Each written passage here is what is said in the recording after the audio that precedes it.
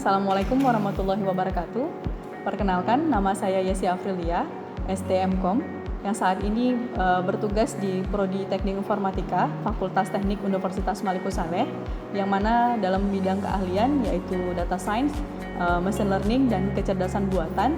Kemudian hari ini saya akan menjelaskan pada poin penjelasan mata kuliah yang diampu adalah mata kuliah Data Mining di semester 6. Selanjutnya, mata kuliah Data Mining dengan deskripsi mata kuliah yaitu membahas yang nantinya akan membahas konsep serta teknik dan aplikasi dalam pengembangan data yang besar yaitu Big Data atau Data Mining untuk menemukan suatu pola pengetahuan dan informasi yang berharga yang dikumpulkan dengan bentuk data yang besar, di mana mahasiswa yang mempelajari hal ini adalah mahasiswa yang harus bisa mampu nantinya mengerti terkait dengan data pre-processing, evaluasi model, interpretasi hasil dengan beberapa fokus pencapaian, yaitu dengan metode klasifikasi, clustering, asosiasi, dan deteksi anomali. Selain itu, mahasiswa juga akan diperkenalkan dengan berbagai algoritma yang populer, dengan beberapa algoritma yaitu seperti naive Bayes, kemudian decision tree, K-mean sebagai metode dari salah satu clustering, dan a priori serta penerapan dalam berbagai bidang juga yang nantinya seperti bidang bisnis, bidang keteknikan, dari kesehatan, dan lain sebagainya. Untuk kelasnya nanti kita akan masuk ke dalam praktik kerja praktikum dan juga memberikan suatu gambaran dengan metode pembelajaran yaitu PBL, yaitu Project Based Learning, di mana metode ini mengajarkan untuk mereka beraktif dalam melakukan kerja praktik dengan poin kelompok untuk menyelesaikan suatu proyek.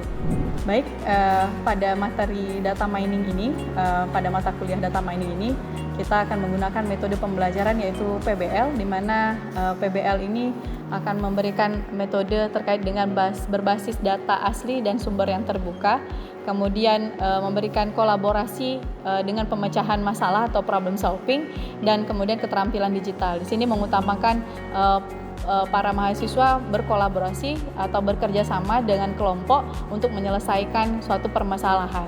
Kemudian memberikan sinkron dengan pendekatan OBE yaitu Outcome Based Education. Rincian dari PBL sendiri, dari halnya metode PBL tadi, kemudian ada penilaian berdasarkan PBL untuk mata kuliah di data mining yang saya ampu, di mana di sini saya memberikan beberapa komponen yaitu ada tugas dan kuis dengan bobot penilaian itu adalah 20%, kemudian ada partisipasi dan praktikum itu saya memberikan bobotnya 15% untuk penilaian, kemudian ada ujian tengah semester dengan bobot penilaian 20% dan ujian akhir semester dengan bobot penilaian 15%. Aktivitas partisipasi dengan bobot penilaian 10%. Hasil proyek berupa laporan dan presentasi itu dengan bobot 20%, yang mana total keseluruhan bobot adalah 100%. Nah, di sini kita mengambil poinnya bahwa aktivitas pada PBL ini mengutamakan project based learning, yaitu adalah pengerjaan project di akhir semester untuk semua tugas akhirnya. Demikian. Selanjutnya, untuk rincian pembelajarannya sendiri untuk materinya, untuk pertemuan pertama saya akan membahas kontrak perkuliahan serta RPS seperti yang sudah saya sampaikan di sesi tadi. Kemudian pada pertemuan kedua itu saya akan memberikan konsep data mining dengan KRIP DM, yang mana hal ini aktivitas utamanya itu adalah mengidentifikasi masalah terlebih dahulu. Kemudian kita pada pertemuan keempat dan kelima, ketiga dan keempat itu akan mengeksplorasi pre-processing dengan data pre-processing, yang mana ini lebih ke arahnya adalah aktivitas utama adalah praktikum. Kemudian pertemuan kelima sampai ke-8 kita masuk ke metode klasifikasi dan kita akan masuk ke evaluasi metode klasifikasinya, yaitu berbentuk eksperimen model, yang mana ini akan mengembangkan si PBL tadi untuk bekerja proyek bersama kelompok. Kemudian kita akan buat ujian UTS di mana hasil proyek tadi itu akan dipresentasikan dan dipublikasikan oleh mahasiswa dengan timnya dari kelompok. Kemudian pada pertemuan ke-10 sampai 12 itu kita masuk ke materi clustering dan asosiasi, yang mana ini aktivitasnya itu berupa studi kasus. Kemudian pada pertemuan ke-13 dan 14 itu adalah implementasi proyek. Kemudian pertemuan ke-15 itu akan mempresentasikan implementasi akhir dari proyek, serta pada UAS kita akan mempublikasikan hasil dari implementasi proyek tersebut. Nah, ini berupa studi kasus dan berupa pengumpulan penyusunan laporan serta pengumpulan hasil presentasi dari kelompok PBL atau kelompok kerja mahasiswa pada semester di mata kuliah data mining ini.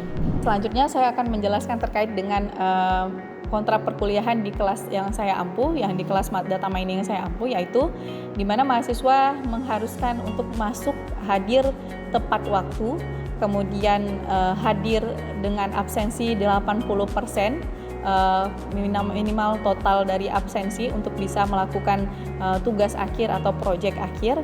Kemudian jika ada presensi dalam hal sakit atau izin, itu harus memberikan informasi serta adanya surat yang diberikan ke komtik di kelas. Kemudian untuk aktivitas proyek yang dikerjakan harus dikumpulkan tepat waktu dan dikerjakan dengan kelompok dan aktif pada kelompok. Proyek kelas tersebut harus dikumpulkan di link Google Drive kelas. Untuk komunikasi, kita akan berkomunikasi via WhatsApp group. Nah, kemudian untuk mata kuliah saya, untuk konsultasi secara langsung bersama saya, itu ada di jadwal mata kuliah yang sudah ditentukan.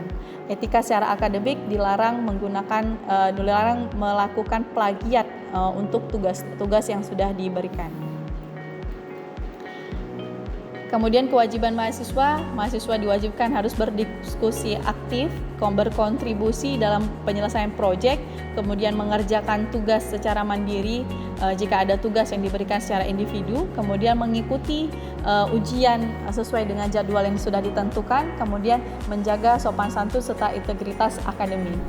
Baik, selanjutnya saya akan menampilkan video pembelajaran di kelas data mining bersama mahasiswa secara interaktif pada sesi pertemuan yang sudah saya tentukan. Selanjutnya akan kita tonton bersama. Terima kasih. Bismillahirrahmanirrahim. Assalamualaikum warahmatullahi wabarakatuh. Waalaikumsalam warahmatullahi wabarakatuh. Terima kasih hari ini sudah berhadir pada kegiatan kita untuk mata kuliah data mining dengan pertemuan keempat, yaitu data pre-processing. Judul kita hari ini adalah membahas tentang data pre-processing, di mana capaian pembelajaran hari ini ialah untuk capaiannya mampu mengidentifikasi permasalahan kualitas data dan mampu menerapkan teknik data pre-processing melalui penyelesaian proyek berbasis data nyata guna meningkatkan kualitas data sebelum digunakan dalam proses data mining. Nah, mungkin pembahasannya itu sudah kita bahas pada kontrak kuliah sebelumnya dan RPS kita, bahwa kita untuk mata kuliah data mining ini adalah projectnya itu adalah project based learning. Jadi project dia berbasis project. Jadi di akhir kita juga untuk ujiannya itu adalah project. Jadi kita bahas dulu materi-materinya sehingga nanti ada isian untuk UAS-nya atau UTS-nya itu by project gitu ya. Jadi kita sudah pembagian kelompok sebelumnya. Nah, selanjutnya untuk capaian pembelajaran kompetensinya itu ada beberapa, yang mana poin pertama, mahasiswa diharuskan untuk mampu mengidentifikasi masalah kualitas data seperti missing volume, kemudian ada duplikasi, outlier, noise. Nah, ini bagaimana nanti kita pelajari, ada beberapa transformasi atau teknik-tekniknya. Ada teknik yang di bawah itu sudah kita jelasin, nanti ada teknik cleaning, integrasi, transformasi, normalisasi, encoding, dan reduksi. Nah, kemudian mahasiswa juga diharapkan bisa mampu untuk mengolah pre-processing pada dataset yang nyata sebagai bagian dari proyek kelompok. Kemudian mahasiswa juga menunjukkan sikap yang proaktif, bertanggung jawab, dan kolaboratif untuk menyelesaikan proyek pre-processing pada tema kita hari ini. Nah, bagaimana indikator keberhasilannya? Yaitu untuk proyeknya, karena kita project based learning, itu ada project outcome-nya yang dinilai adalah yang pertama mampu menganalisis masalah. Jadi nanti di hasil akhir kalian harus mampu menganalisis masalah. Kemudian bagaimana pemilihan metode yang benar. Jadi ketika nanti proyeknya diberikan suatu studi kasus, karena ini kan tadi beberapa ada metode untuk pre-processing. Nah, yang mana kira-kira yang cocok dengan studi kasus kita? Nah, bagaimana cara kita memilih studi kasus untuk pemilihan metode? Kemudian bagaimana cara mengimplementasi si metode tersebut? Kemudian dokumentasi proyek. Nah, dokumentasi mungkin seperti laporan. Kemudian ada kolaborasi tim, karena kita mengharuskan kalau PBL ini hasil akhirnya itu adalah memang project dan base-nya itu adalah kelompok, jadi kerja tim yang diutamakan, bukan individual ya. Beda dengan yang tanpa ada metodenya. Nah, kalau ini kita project based learning untuk pembelajaran kita pada data mining. Pentingnya data preprocessing, data seringkali tidak lengkap biasanya. Nah, ada misalnya ketidaklengkapan. Misalnya kalau gambar, kita membahas contohnya gambar. Kalau gambar kadang-kadang dengan intensitas cahaya pengambilan, nah itu ada nanti garisnya agak ngeblur ataupun garisnya kurang tegas gitu ya. Nah, itu gunanya untuk preprocessing. Kemudian ada data seringkali mengandung kesalahan atau noise. Nah, sini ada noise, kalau di suara biasanya keseringan. Kemudian skala data yang berbeda. Nah, ini juga ada beberapa algoritma membutuhkan data dengan bentuk skala yang konsisten. Jadi, kadang-kadang ada datanya itu belum ternormalisasi. Ada range-nya itu masih acakan atau range-nya itu berbentuk sifat. Sangat cantik, sangat sangat rawan, tidak rawan. Nah, itu range-nya seperti apa? Kan tidak bisa dihitung ya kalau bentuknya itu bentuknya sifat. Jadi bagaimana cara menghitungnya? Dia harus dinormalisasikan. Berikut tahapan dalam data preprocessing. Nah, ini dia data cleaning. Nah, data cleaning ini lebih ke cara menghapus dan data yang tidak relevan. Data cleaning, namanya juga cleaning ya, pasti ada yang dihapuskan. Untuk apa? Kemudian untuk mengatasi missing value, biasanya pakai bagaimana cara data ini bekerja. Nah, kalau menghapus data yang tidak relevan itu biasanya pengaruh terhadap analisis. Jadi kita menganalisa dulu kira-kira prosesnya ini seperti apa, kira-kira relevan atau tidak relevan. Kira-kira tidak relevan itu bisa dihapus secara manual atau nanti menggunakan normalisasi. Kemudian ada missing value. Nah, missing value ini nilai rata-rata. Nah, biasanya ditentukan dengan modus, median. Ini ada dijelaskan juga di minggu sebelumnya dengan tugas kemarin tuh ya, untuk menghitung bagaimana cara menghitung median, modus, kemudian bagaimana cara menghitung satu lagi defisiasi, kemudian menghapus duplikasi. Selanjutnya ada transformasi data, di mana proses transformasi data ini itu modelnya adalah normalisasi, di mana normalisasi ini adalah proses mengubah data ke dalam skala yang seragam. Kemudian ada diskretisasi atau mengubah data numerik menjadi data kategori. Misalnya usia dibagi menjadi kategori usia yang muda, dewasa, atau tua. Ini masuk ke range juga ya.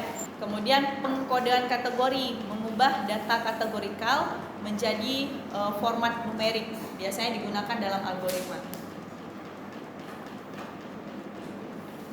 Oke, selanjutnya ada pengurangan dimensi. Nah, ini agak sedikit rumit kalau sudah pakai ini. Kalau penelitian udah sampai ke pengurangan dimensi, udah masuk ke dimensi reduksi, ini sebenarnya udah menjadi satu penelitian, di mana dia biasanya menggunakan dua metode pendekatannya, yaitu ada PCA, Principal Concept Analysis, atau ada LDA, Linear Discriminant Analysis. Yang sering kali digunakan itu adalah yang PCA, teknik yang digunakan untuk mengurangi dimensi data dengan mencari komponen utama menjelaskan variabilitas dalam data. Sedangkan LDA itu adalah teknik pengurangan dimensi yang digunakan untuk klasifikasi dengan fokus pada pemisahan antara kelas. Yang seringkali itu digunakan yang PCA. Kalau untuk data ini kan kita cerita big data ya, data yang besar biasanya pakai PCA. Nah, kalau kita bahas yang klasifikasi data yang sudah diolah, kita mau memisahkan dia per kelas atau pelabelan, itu baru pakai LDA. Kemudian ada penyusunan data. Nah, penyusunan data ini adalah data integritas atau integration, di mana jika data berasal dari berbagai sumber, nah ada data-data dari berbagai sumber. Jadi kalau berbagai sumber itu pasti dia punya field yang berbeda-beda. Kalau tadi contohnya data dari Amazon, satu sumber kan, satu sumber itu datanya pasti sama file-nya, tinggal kita pilah aja, kita analisis file yang mana yang mau kita ambil, yang mana yang tidak kita ambil gitu kan. Kalau ini dari beberapa, kita cuman fokusnya kita mau mencari data, misalnya tadi analisis untuk penjualan, apakah dari Tokopedia atau dari toko online yang lainnya, misalnya di Shopee. Nah ini kan beda data.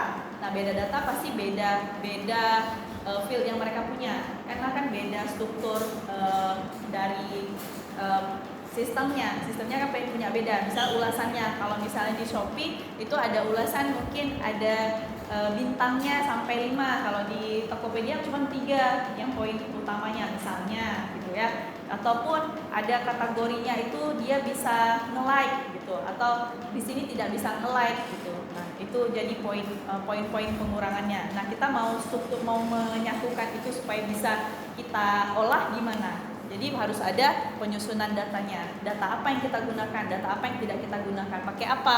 Pakai data integritas. Bagaimana caranya menggabungkan sumber data? Pertama kita gabungkan sumber datanya, kemudian kita cari yang berbeda ataupun yang kita butuhkan, kemudian tidak ada di poin satunya, misalnya di Shopee ada, di Tokopedia nggak ada. Tapi kalau ada ini kayaknya lebih bagus, lebih detail. Nah itu kayaknya gimana caranya kalau di Shopee ini bisa ditambahkan. Nah, cara menambahkannya bisa dari data integritas ini atau menambahkan poin yang lain. Tadi kan ada poin pembobotan, kita masuk ke pembobotan, di mana kita mau ngambil fieldnya yang ini, tapi kita bobotkan supaya ini masuk ada nilai. Gitu. Nah, yang penting kalau misalnya kalau secara data itu perhitungannya pasti kuantitas kan, bukan kualitas. Nah, jadi harus ada nilai. Pencocokan data, ada data matching. Nah, pencocokan data ini biasanya sering di data-data yang tadi kita bilang berupa gambar, suara. Nah itu dia lebih ke baca pola gitu ya. Pencocokannya model pembacaan pola. Nah kalau belajar nanti di di citra, kemudian ada di pengolahan suara. Nah itu kita lebih ke sini, data matching. Data matching itu dia template matching, dia lebih ke mencari kecocokan, kesamaan. Yang mana sih yang sama, yang hampir-hampir sama nilainya. Misalnya tadi bentuk wajah, ada versi mungkin wajah saya masuk golongan wajah yang lonjong. Nah ada yang agak-agak lebih cabi lagi tapi masuk kategori lonjong juga gitu kan. Bagaimana mungkin cara dia menggunakan jilbab juga berpengaruh gitu ya, ataupun gaya stylenya lah gitu. Nah itu masuk ke matching, sehingga dia membaca ketika orang yang wajahnya atau gaya stylenya itu memakai jilbab mungkin nampak segi wajah pipinya, itu akan dianggap poinnya itu adalah wajah yang lonjong. Nah itu dia secara otomatis masuk dengan data matching ini, pencocokan data. Nah kalau masuk ke teknik, tadi kita belajar itu masih tahapan, sekarang tekniknya. Teknik itu udah ke cara perhitungannya seperti apa ya. Pasti kalau udah cara perhitungannya udah masuk ke bagaimana rumus-rumus yang digunakan gitu ya. Yang pertama adalah imputasi nilai hilang. Jadi menggunakan teknik statistik untuk memperkirakan dan mengisi data yang hilang. Biasanya bentuknya tabel. Jadi ada data-data yang noise yang hilang itu dipermisalkan. Nanti bisa kita hitung dengan imputasi nilai data yang hilang. Kemudian ada standarisasi, di mana mengubah data ke bentuk yang standar yang digunakan untuk menghitung statistik. Jadi kita bahas ceritanya adalah data statistik. Kalau data statistik berarti belajar membahas tentang memang ukuran itu adalah data ya. Jadi data itu bentuknya tabel, pastinya ada isian angkanya, di mana mengubah standar itu menghitung statistik dengan mengurangi nilai-nilai rata-rata dan membagikan untuk deviasi standar. Nah, standarisasi ini kemarin kita sudah bisa pakai mean, modus, median ya. Kemudian standar deviasi. Nah, ada clustering juga. Nah, clustering ini adalah metode selanjutnya di mana dia mengelompokkan data yang mirip untuk mempermudah analisis dan visualisasi. Dia akan mengelompokkan kira-kira pencocokannya itu dia ke arah yang mana. Oh, range-nya itu adalah 0 sampai 1. Kalau dia mendekati 1, maka dia akan diterima seperti tadi ya. Kalau dia sudah lebih mendekati 1, dia akan dianggap itu benar, lebih poinnya itu ke positif tadi ya. Kalau dia lebih mendekati 0, dia akan dianggap negatif seperti seperti itu. Nah, itu masuk ke clustering. Kemudian ada outlier detection, mendeteksi dan menangani data yang berada di luar batas normal. Nah, kalau datanya itu lebih dari 0 dan 1, bagaimana kita membuat dia bisa masuk ke range 0 dan 1? Dia lebih dari 0 dan 1, apakah dia dibuang atau bagaimana kira-kira buat batasan normalnya? Itu proses outlier detection. Contoh studi kasus, kita masuk ke contoh studi kasus. Yang pertama itu ada data set yang memiliki data yang hilang. Nah, pertama poinnya adalah datanya ada yang hilang nih. Kemudian akan dilakukan proses inputisasi. Nah, kita akan menginput lagi dengan inputisation, kemudian dilakukan normalisasi supaya data setnya itu memiliki atribut numerik dengan rentang yang berbeda-beda, mendapatkan normalisasi yang sama. Kemudian kita akan melakukan teknik pengurangan dimensinya dengan PCA. Nah, kalau tadi kan ada dua, PCA dengan LDA. Nah, kita gunakan yang PCA karena ini prosesnya adalah dengan angka. Tadi kalau yang LDA itu dengan apa? Kembali ke LDA tadi dengan apa? Fokusnya itu dengan kategorikal tadi ya. Masuk ke lini yang seperti apa konsepnya, ya. Kemudian, nah di sini dapat mengikuti beberapa langkah processing. Yang pertama kita akan mencari data yang hilang dulu, kemudian normalisasi, kemudian baru kita masuk ke pengurangan dimensinya. Penyelesaiannya, yang pertama, nah ini dia. Kita ambil dataset dengan data yang hilang, dilakukan proses inputisasi, di mana kita misalkan memiliki data berupa pelanggan, data pekerjaan. Datanya itu seperti ini, di mana data yang N ini adalah data yang hilang. Di usia itu ada satu data yang hilang, di pendapatan ada satu data yang hilang, dan di lokasi juga ada satu yang hilang, dan di status pekerjaan. Di mana menggunakan rumus mean, median, dan mode. Apa pengertian mean? Nilai rata-rata. Median? Lebih besar suaranya. Mode nilai ya. Jadi kita lihat itu tadi nilai yang di dalam tabel itu kalau digunakan. Nah, ini dia contohnya untuk kolom usia. Kita akan mengisi nilai yang hilang dengan rata-rata usia. Nah, kira-kira seperti apa? Ini contohnya yang sudah terisi.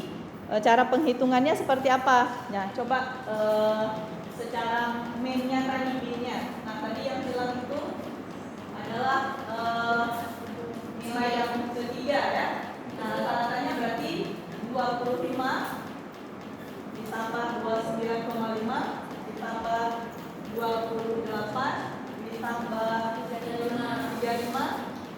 Nah, hasilnya berapa? Boleh dicari pakai kalkulatornya. Ini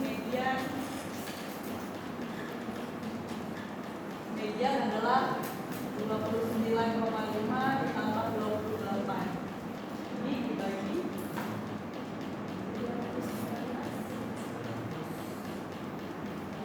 4. Kan nilai rata-rata kan? Ditambah dibagi jumlahnya.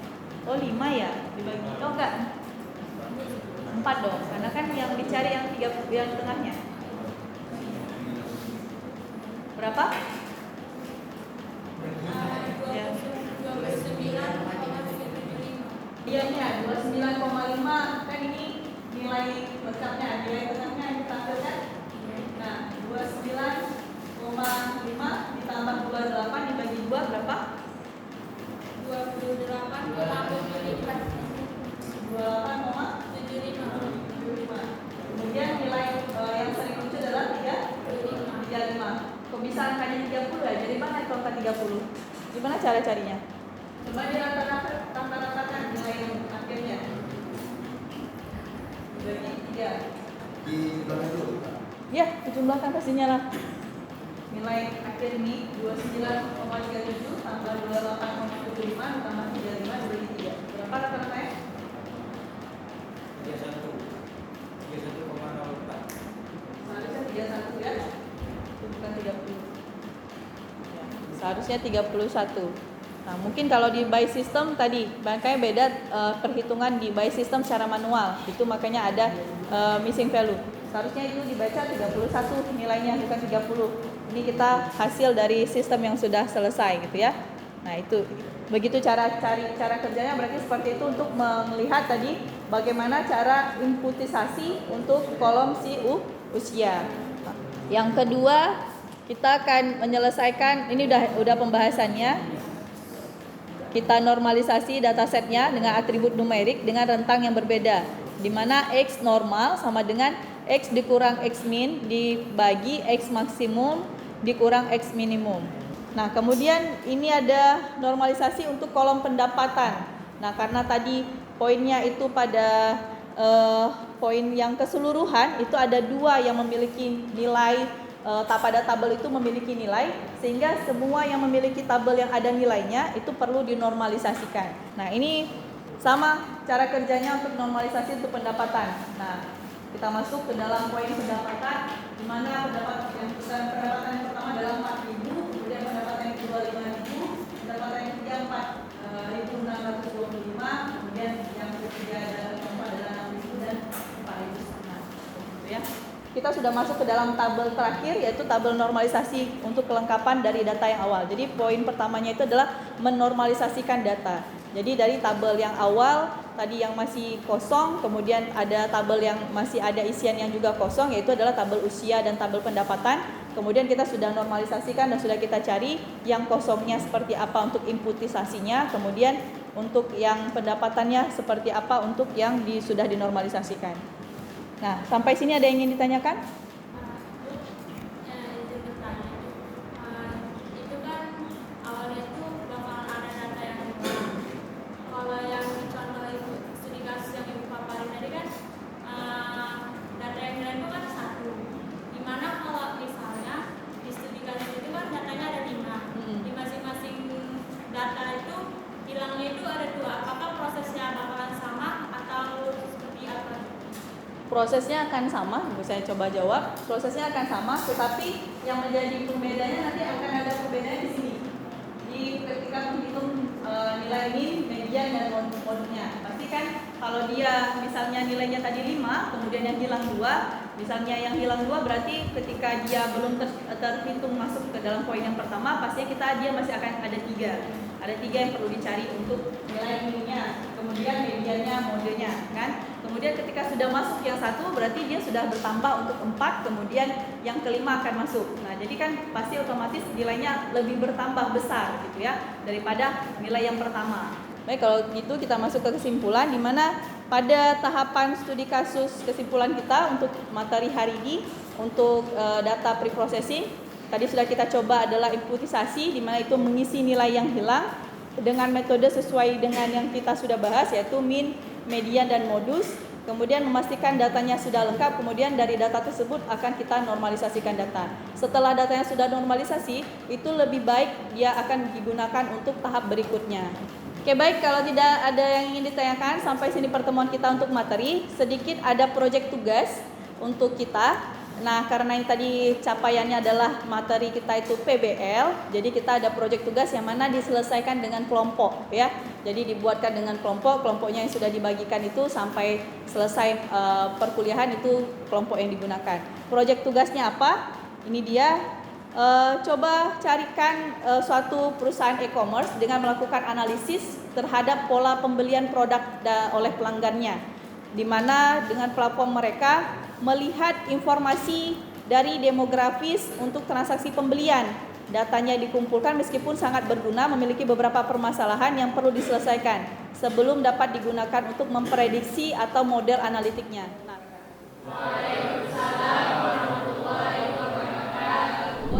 Baik, terima kasih atas perhatiannya. Terkait tadi adalah video yang sudah kita saksikan bersama, merupakan deskripsi dari mata kuliah data mining yang sudah kita saksikan bersama. Semoga video tersebut bermanfaat bagi kita semua dan bermanfaat bagi terutama bagi sarjana Teknik Informatika Universitas Maliko Saleh. Saya Yesi Afrilia, dosen Teknik Informatika Fakultas Teknik Universitas Maliko Saleh, undur diri. Saya akhiri wabillahi taufiq wal hidayah. Wassalamualaikum warahmatullahi wabarakatuh.